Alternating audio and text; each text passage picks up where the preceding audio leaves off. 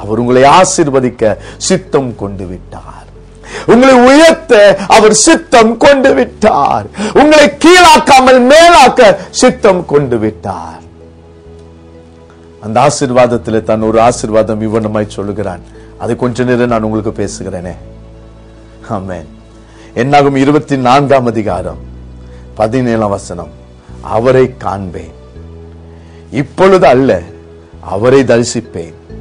சமீபமாய் அல்ல, ஒரு நட்சத்திரம் யாக்கோபிலிருந்து உதிக்கும், செங்கோல் இஸ்ரவேலிருந்து எழும்பும்.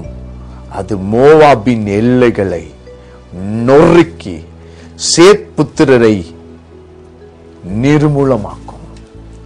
அவன் ஒரு ஆசீர்வாதத்தை பார்க்கிறான். இந்த இஸ்ரவேல் ஜனங்க அப்படியே நடந்துட்டு வர்றாங்க. பாரு, நல்லா பாரு, நல்லா பாருன்னு பாலாக் சொல்றான். எப்படி பார்த்தாலும் ஆசீர்வாதம் தான். பிசாசு சொல்வான், அவனை பாருங்க, நல்லா பாரு, நல்லா பாரு. என்ன உங்களை சுத்தி சுத்தி பிசாசு பார்த்தாலும், உங்க சொந்தக்காரங்க சுத்தி சுத்தி பார்த்தாலும், நீங்க நல்லா இருக்கிறத தான் பார்ப்பாங்க. உங்களுக்கு முடிஞ்சா என்ன ஆகுமோ 23, 24 வாசிச்சு பாருங்க. அவன் அங்க இருந்து பாக்குறான், கடைசி கூட்டத்தை பாக்குறான். எங்க பார்த்தாலும் ஆசீர்வாதம் தான். எங்க பார்த்தாலும் ஆசீர்வாதம். என்ன சுத்தி பார்க்க சொல்லுங்க, பின்னாடி இருந்து பார்க்க சொல்லுங்க, முன்னாடி இருந்து பார்க்க சொல்லுங்க, மலையிலிருந்து பார்க்க சொல்லுங்க. என் அப்பன் என்னை ஆசீர்வதிக்கிறார். அழகை பிள்ளையம் சொல்லுகிறார், இதோ ஆசீர்வதிக்க கட்டளை பெற்றேன். அவர் ஆசீர்வதிக்கிறார். அவர் சொல்லிட்டாரு, அதை நான் திருப்ப கூடாது.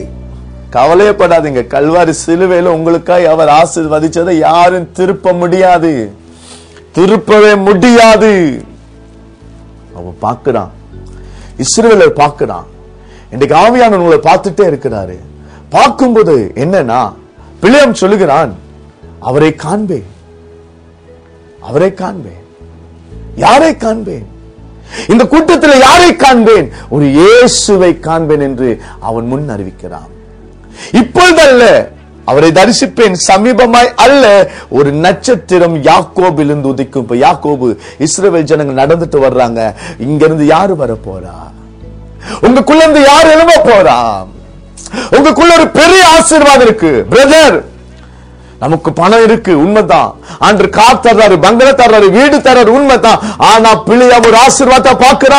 உங்களுக்குள்ள இருந்து, யாக்கோபில் இருந்து, இஸ்ரவேலில் இருந்து ஒரு பெரிதான ஒரு நட்சத்திரமாகிய என் ஆண்டவராகிய இயேசு அவர் வெளியே வருகிறாராம். ஒரு நட்சத்திரம் தோன்றும். உங்களுக்குள்ள இருந்து இயேசு தோன்ற போகிறார். உங்களுக்குள்ள இருந்து இயேசு தோன்றுவாராம். அவர் நட்சத்திரமாய் தோன்றுவாராம். அவர் நட்சத்திரமாய் தோன்ற போகிறார். அவர் நட்சத்திரமாய் தோன்றி என்ன செய்கிறாராம்? ஒரு செங்கோல் இஸ்ரவேலில் இருந்து எழும்புமா? இஸ்ரவேலில் இருந்து என்றால் உங்களுக்குள்ள இருந்து, உங்களுக்குள்ள இருந்து, உங்களுக்குள்ள இருந்து ஒரு ஆளுகை எழும்பும். முதலாவது நட்சத்திரம். நட்சத்திரம் ஏன் நட்சத்திரம்? நட்சத்திரத்துடைய ஒரு குணத்தை சொல்லுகிறேன், நேரம் இல்லாததினாலே. ஆதியாகமம் 1:16 சொல்லுகிறது. ஆதியாகமம் 1:16 இருளை ஆளும் நட்சத்திரம், இருளை ஆளுவதற்காக ஒரு நட்சத்திரம். இன்றைக்கு என் ஆண்டவர் எங்கிருந்தோ தோன்ற மாட்டார், பெத்லகேமிலிருந்து தோன்ற மாட்டார், இல்லாவிட்டால் யாரோ ஒரு வெள்ளைக்காரர் மூலமா இயேசு தோன்ற மாட்டார். அம்மா, ஒருவேளை நீ குடிசையில் இருந்து இந்த செய்தியை கேட்டுக் கொண்டிருக்கலாம். தம்பி, நீ தோல்வி அடைந்து செய்தியை கேட்டுக் கொண்டிருக்கலாம். நஷ்டங்கள் மேல் நஷ்டம் அடைந்து இந்த செய்தியை கேட்டுக் கொண்டிருக்கலாம். கர்த்தர் சொல்லுகிறார், உனக்குள்ளிருந்து நட்சத்திரமாய் நான் தோன்ற போகிறேன். ஏனென்றால் நான் ஆளப் போகிறேன். இதுவரைக்கும் மாண்ட பொல்லாத ஆவிகள், இதுவரைக்கும் மாண்ட சத்துருவின் வல்லமைகள், இதுவரைக்கும் மாண்ட பொல்லாத கிரியைகள் எல்லாம் நான் உடைத்து நொறுக்கி உன் ஆளுகிறதற்கு நான் நட்சத்திரமாய் வரப்போகிறேன் என்று ஆண்டவர் சொல்லுகிறார். அடுத்தது செங்கோல் இஸ்ரவேலிருந்து வருமா? இதான் பிள்ளையாம் பார்க்கிற ஆசீர்வாதம்.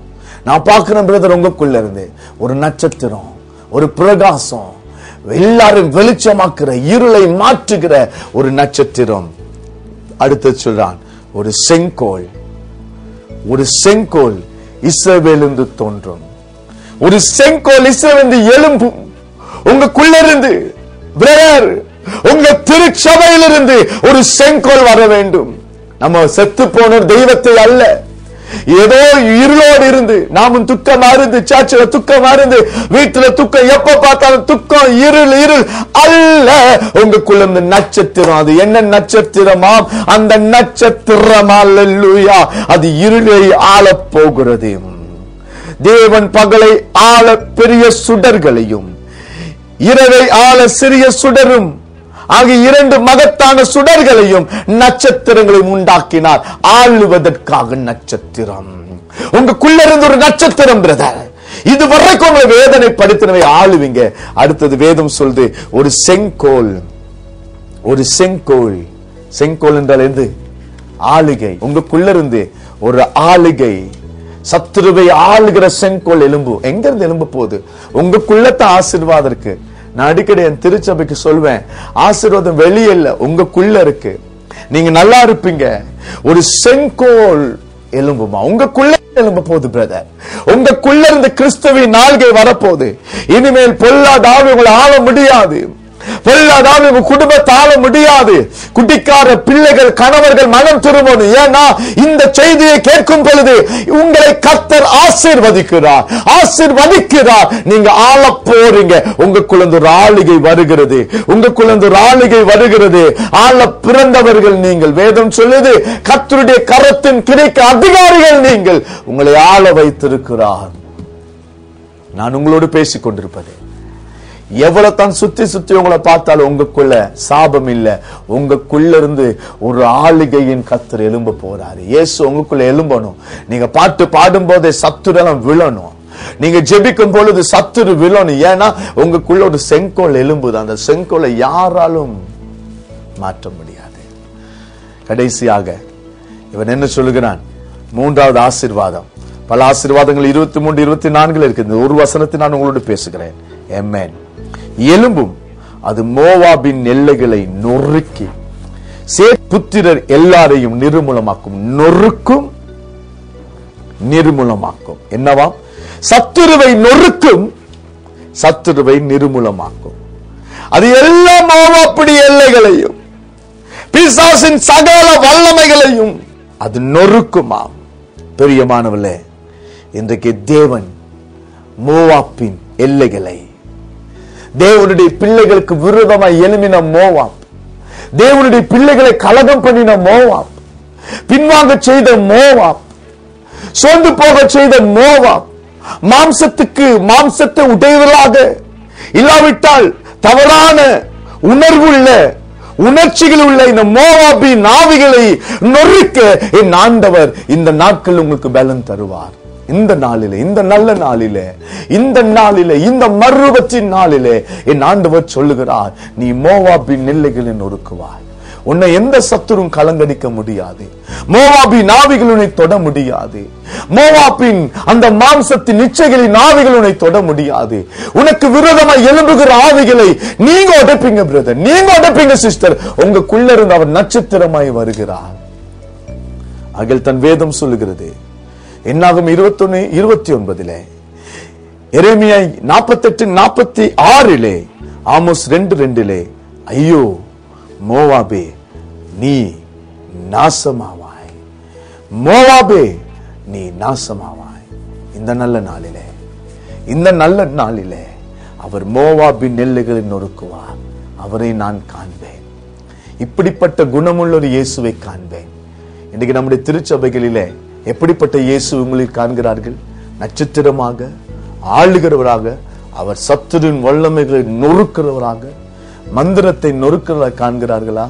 இல்லைன்னா நீங்களும் இன்னும் கஷ்டப்படுறீங்க, இன்னும் நீங்க ஏழையா இருக்கிறீங்களா? முடியாது. வியாதியா இருக்கவே கூடாது. வியாதியை கிறிஸ்தவன் அனுமதிக்கவே கூடாது. வியாதியை பேசி பேசி பேசி பேசி வியாதி அப்படி அலங்கரிச்சு டெக்கரேட் பண்ணிட்டு இருக்க கூடாது. அவன் பார்த்து அவனை சபிக்கணும். கடன் இருக்கவே கூடாது. உங்களுக்கு வறுமை இருக்கவே கூடாது. நீங்க ஜெயிக்கணும்.